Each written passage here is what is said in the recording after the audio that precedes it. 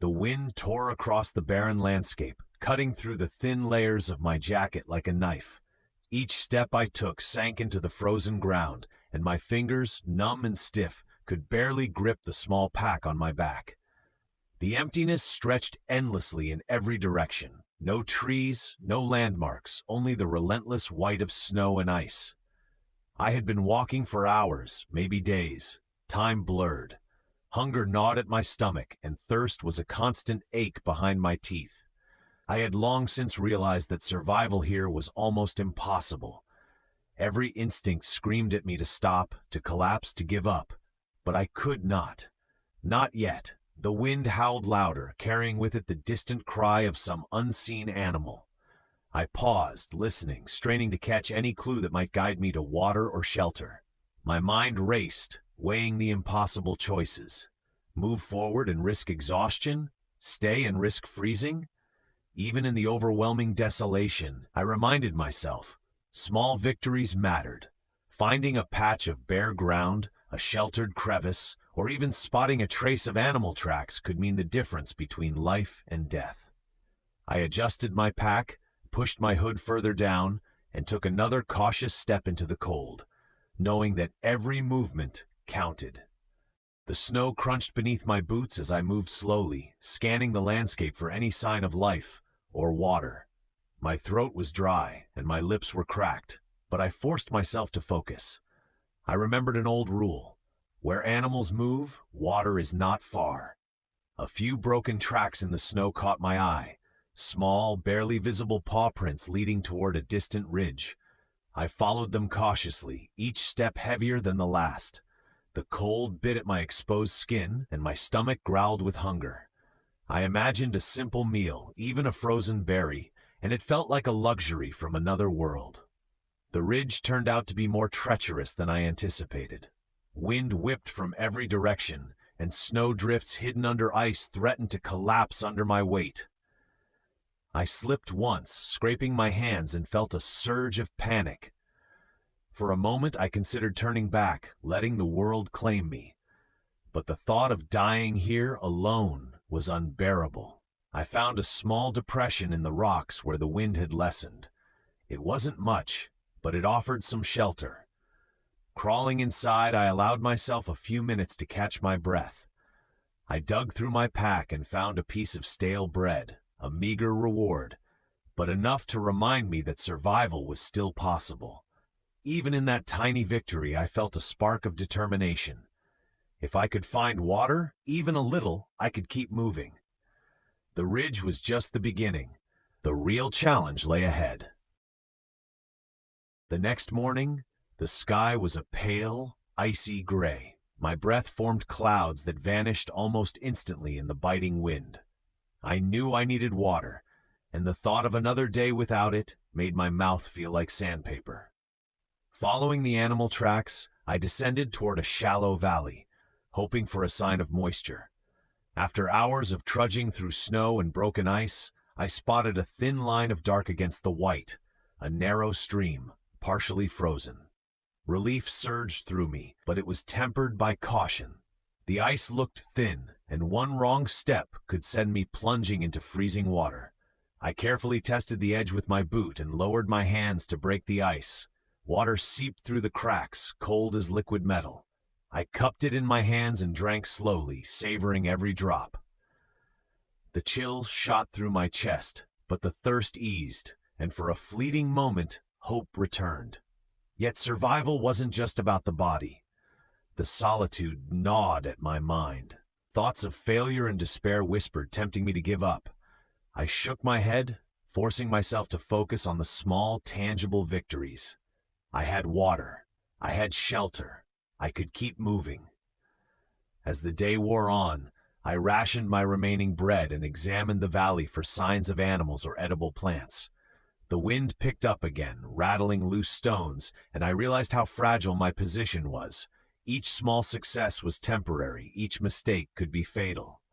And still, I pressed on, step by step, driven by a stubborn will to survive. By midday, my hunger gnawed relentlessly. The stale bread had barely eased the ache in my stomach, and I knew I needed more sustenance, or my strength would fail me entirely. I scanned the valley floor, eyes searching for any sign of edible plants or animal life. The land was harsh, sparse, yet small signs of movement caught my attention. A hare darting between rocks, birds flitting across the ridges. I tried to track the hare, careful to stay downwind and move silently. My hands trembled with cold and anticipation. Every step was exhausting, but catching even a small animal could mean the difference between life and death. Hours passed and the hare vanished, leaving only its tracks in the snow. Frustration and despair threatened to overwhelm me, but I forced myself to breathe, to focus on the next step, the next chance. Later, I stumbled upon a patch of frozen berries clinging stubbornly to a bush. They were bitter and icy, but they offered energy. I ate slowly, mindful that every morsel mattered. The wind grew sharper, whistling through the valley, and I realized I needed shelter before night fell. A fallen tree trunk and some rocks offered the beginnings of a makeshift lean-to. I piled snow around it for insulation and crawled inside, shivering uncontrollably. The darkness pressed in, and with it came the fear, the awareness of how fragile life had become. Sleep was impossible. Every sound of cracking ice or distant howl kept my senses alert. Yet I clung to one thought. Small victories could save me, and tomorrow I would find more. Night fell like a heavy curtain, and the cold became almost unbearable. Inside my makeshift shelter, I huddled under whatever scraps of cloth I had, shivering violently. The wind rattled loose stones and whistled through the crevices, sounding like distant, mocking voices. I felt utterly alone, so utterly alone that panic clawed at my chest. Thoughts of failure began to creep in. Maybe I won't make it. Maybe this is it. My mind played cruel tricks, imagining shadows moving in the dark, imagining my own body succumbing to the cold. Every snap of ice or howl of a distant animal made my heart jump. Yet amidst the fear, I forced myself to remember the tiny victories, the water I had found, the frozen berries I had eaten, the shelter I had constructed. I whispered to myself, almost like a prayer, one step at a time, one breath at a time. Sleep came in fits and starts, dreamless and restless. Each time I woke, I had to remind myself that panic was my enemy, and the will to survive was my only ally. By the time the first gray light of dawn filtered through the snow, I was exhausted, cold, and hungry, but alive. And for the first time, I realized that survival here was as much about mastering fear as it was about finding food or water. The morning air was sharp, almost painful as I forced myself out of the meager shelter. My legs ached from the previous day's trudging, and a dull pain throbbed in my side from where I had slipped on the icy ridge. Every movement reminded me of how fragile my body had become. I knew I had to keep moving. The valley offered little cover, and nightfall would come too quickly.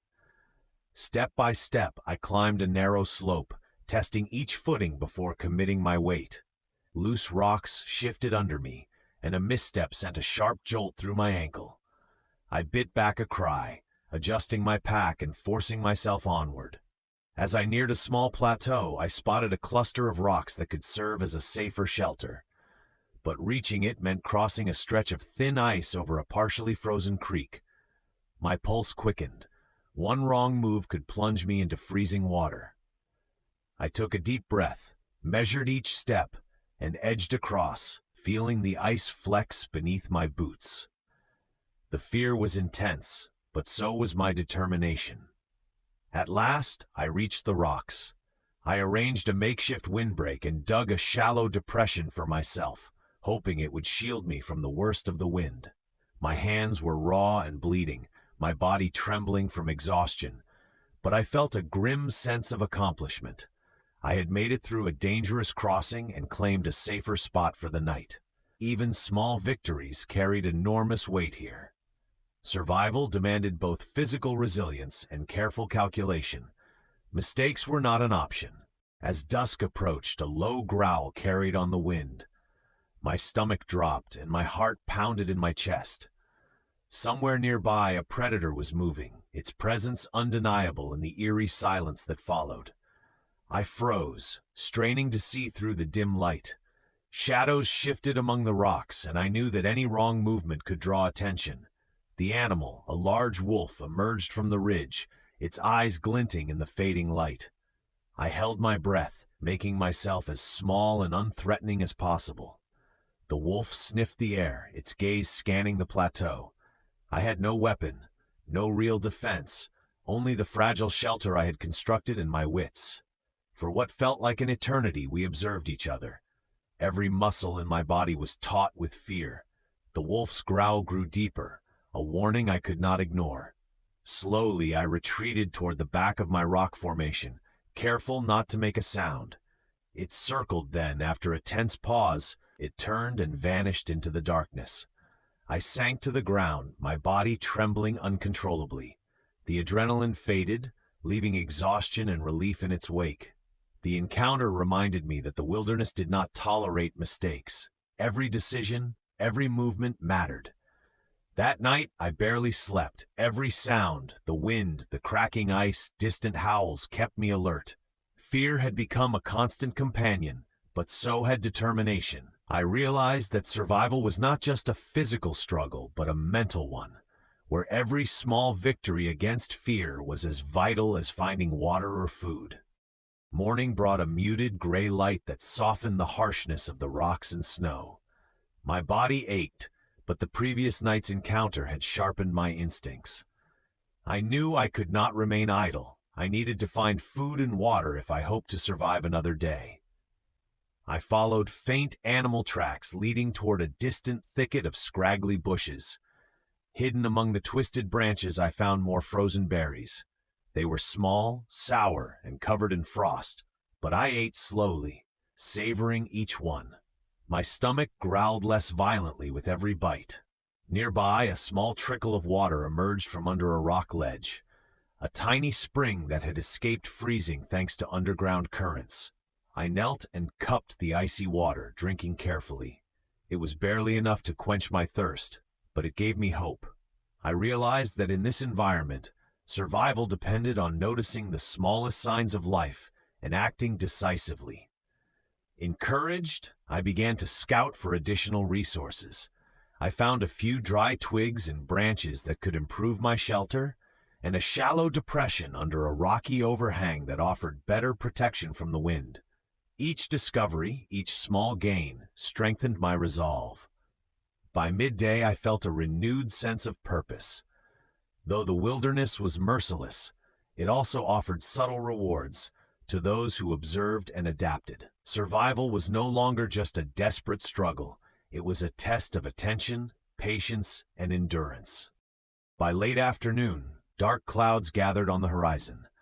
The wind shifted and intensified, carrying with it the icy promise of a coming storm. I hurried to reinforce my shelter, piling snow and rocks against the weakest walls.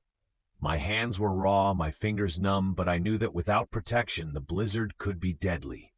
As the first flakes fell, the landscape disappeared into a white haze. Visibility dropped to a few meters, and every gust of wind felt like it could knock me off my feet. I huddled in my shelter, pressing my body against the rocks, trying to conserve warmth. The cold bit deep, seeping through layers of clothing, and I shivered uncontrollably. Hours passed with relentless wind and snow pounding against the shelter. Hunger and fatigue weighed on me, and my thoughts threatened to spiral into despair. I fought to stay focused, repeating the small victories of the past days, finding water, berries, a safe spot on the ridge. I reminded myself that every storm eventually passed, and survival meant enduring, no matter how harsh the conditions. When the blizzard finally eased with the approaching night, I emerged briefly, surveying the transformed landscape. The snow had piled high, creating treacherous drifts, but I had survived. Exhausted and battered, I crawled back into my shelter, my body shaking but my spirit intact. The storm had tested me, and I had endured. The next morning, the snow had settled into thick, uneven layers, hiding hidden dangers beneath its surface. I needed to move, but the terrain was deceptive. A partially frozen lake stretched before me, its ice glittering under the pale sun. One wrong step could send me plunging into frigid water, and I knew the risk could be fatal. I tested the ice carefully with a sturdy branch, inch by inch, listening for the subtle cracks and groans. My heart raced with every shift of sound. At one point, the ice groaned sharply beneath me, and panic surged. I froze, assessing the danger, then carefully redistributed my weight and edged forward. The crossing felt endless, every step a battle between fear and necessity. Once across, I found a narrow path following the edge of a small underground spring, which had prevented the ice from forming completely. The water gurgled quietly beneath a thin sheet of ice. I took a moment to drink, cupping my hands and letting the icy liquid wash down my parched throat. Each swallow was a small triumph, a tangible reminder that survival was still possible. By midday, my muscles screamed with exhaustion, and my mind wavered between alertness and hopelessness. Every shadow, every distant howl, reminded me that the wilderness could end me at any moment. Yet each carefully navigated hazard, each small gain of water or food, strengthened a fragile but growing confidence. Survival was no longer just endurance. It had become a test of cunning, patience, and trust in my own instincts. By late afternoon, I misstepped on a hidden patch of ice near a rocky slope. My ankle twisted sharply, pain shooting up my leg.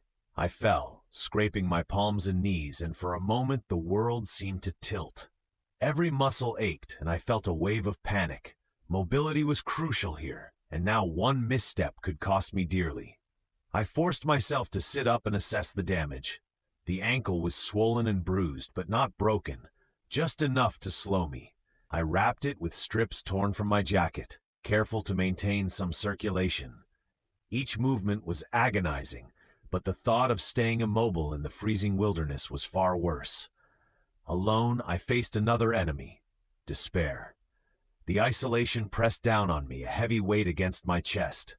I spoke aloud, reciting small routines, naming the landmarks I had memorized, keeping my mind anchored. Fear and loneliness were as dangerous as the cold. Night fell, and I dragged myself to a shallow depression under a boulder, my body shivering and sore. Every small victory, water, berries, safe passage across ice, had brought me here, and I clung to that thought. Survival demanded patience and willpower.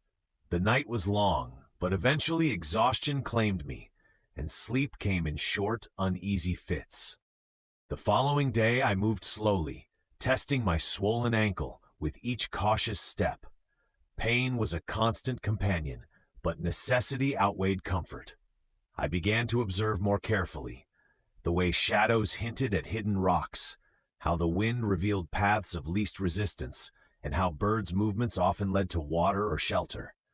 I experimented with new ways to gather resources. I broke ice from small puddles to drink, collected frozen moss that could provide minimal sustenance, and scavenged tiny roots partially exposed in the thawing snow. Each small innovation, each adaptation, was a triumph. Survival depended not just on strength, but on learning quickly and applying knowledge relentlessly. The landscape seemed less threatening now, though no less demanding. I began to notice patterns: the sun's angle indicating which slopes would thaw first, which rocks shielded from wind, and where snowdrifts accumulated most dangerously. My awareness sharpened, and with it, a fragile confidence grew. By evening, I had constructed a more secure shelter using rocks, snow, and branches. Though far from comfortable, it provided protection from wind and allowed me a moment to rest. For the first time in days, I felt a glimmer of hope. I realized that survival was a mosaic of tiny victories, each one reinforcing the next, each one a step towards staying alive. The next morning, the temperature plummeted unexpectedly. Frost coated every surface, and my breath crystallized in the air. My body, already weakened from days of hunger and exertion, protested violently with each movement. Every step required effort, and my hands shook as I tried to grasp anything to stabilize myself. Food was scarce. The frozen berries I had relied on were nearly gone, and my stomach twisted painfully from hunger. Each small bite I could scavenge became a moment of triumph, but the gnawing emptiness never fully disappeared. I reminded myself to move slowly, to conserve energy, to ration every morsel. The wind carried distant howls, and I imagined predators circling, drawn by the scent of weakness. Fear, exhaustion, and isolation pressed heavily against my mind, but I clung to the pattern of survival. Small victories, careful observation, and trust in my instincts. I tested snowdrifts for hidden water, scraped away ice to reveal hidden moisture, and even found a few tiny roots that, when boiled in melted snow, gave me minimal sustenance. By nightfall, I was exhausted beyond comprehension, yet a quiet determination burned inside me. I realized that even in the harshest conditions, life clung stubbornly, and so must I. Survival was no longer merely physical.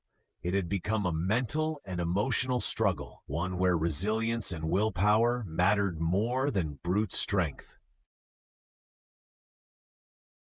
On the 14th day, desperation sharpened my senses. I spotted a faint line of green beneath a ridge, a small cluster of moss and lichen, evidence of water seeping through the rock. My legs ached, my ankle throbbed, and my hands were raw from digging through ice and snow, but I forced myself forward. Every cautious step felt like dragging my body through lead. At last, I uncovered a trickle of water flowing steadily from beneath a boulder. I drank greedily, letting the icy liquid revitalize me. My body shivered violently, but the warmth of hope spread slowly through my chest. I scavenged nearby, collecting moss and small roots to supplement my meager rations. The ridge also offered a natural shelter, a shallow cave partially shielded from the wind.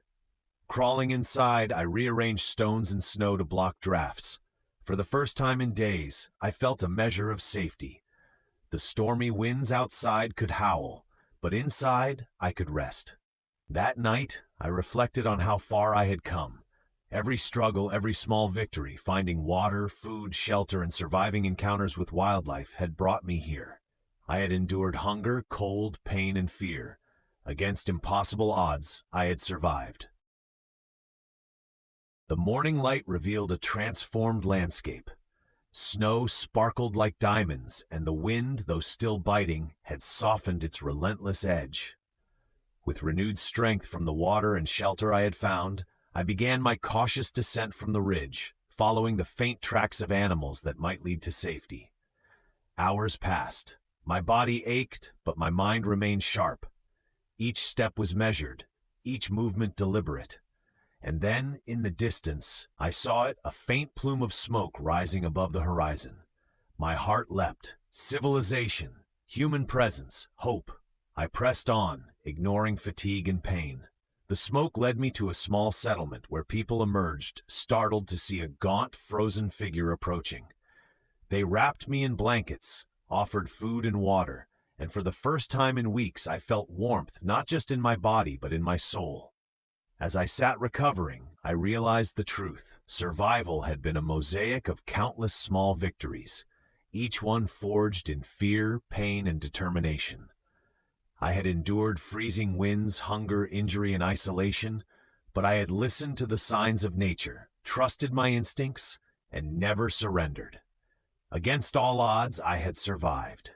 And though the memory of the wilderness would haunt me forever, it also left me with a deep, unshakable respect for life, and an understanding that even in the harshest conditions, resilience and hope could carry a man through the impossible.